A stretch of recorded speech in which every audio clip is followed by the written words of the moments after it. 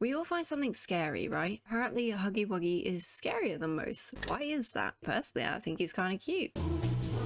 Well, there is one big reason, a big pink reason, which I'll reveal a bit later, but before that I have to mention the Uncanny Valley. Now, if you're a horror fan, you probably already know what I'm getting at. It's a very effective way to create unease within us humans. We all from time to time enjoy a good jump scare or two.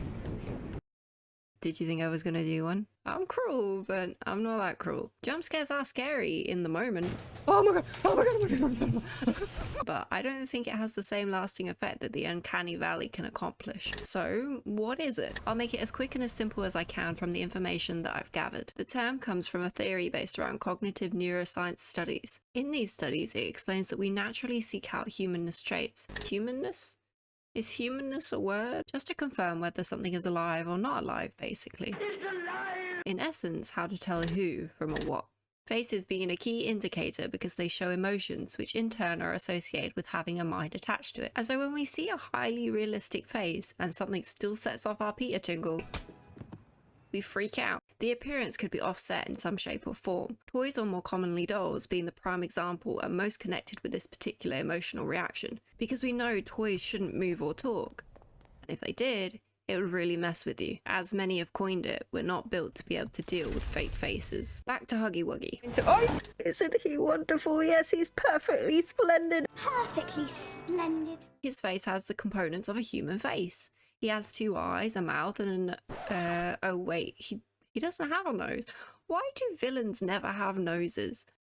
Anyway, it's mostly all there for our brain to be like, oh, it has a face, it must have a brain. However, his features are warped and exaggerated, creating that sense of unease. It plants the seed of doubt that this inanimate object might possess thoughts. And if it can think, what's stopping it getting up, climbing onto the counter, and having a beer? Too often or not, the reason we fear something is due to not understanding it.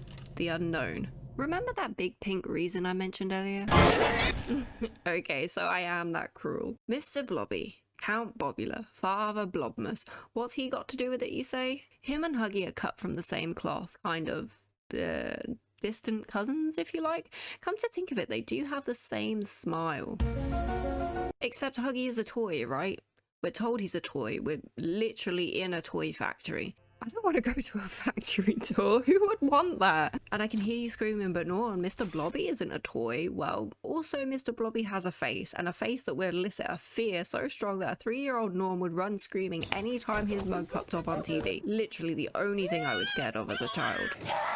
This is where the line blurs. We talked about his killer looks, let's focus on his movements because this is important. They are way too close to a human's. You don't see Ken moving like that. Barbie?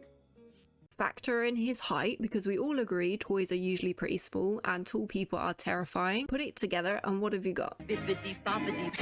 That which resembles someone in a costume. Now you see it? It loops back into the fear of the unknown. If it moves like a person, does it think like a person? So now we're even more confused and even more scared. There's just too many incomprehensible alarm bells going off. It's a visual reason to believe it's thinking for itself, piled on top of another visual that's also a reason to believe it's thinking for its goddamn self, and now has the potential ability to act on it. Am I making sense?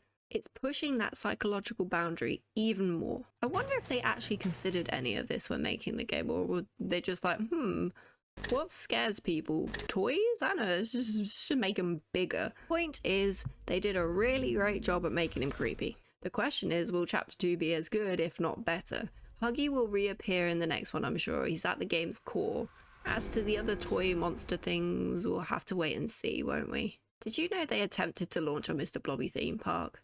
It never got off the ground, thank Jesus.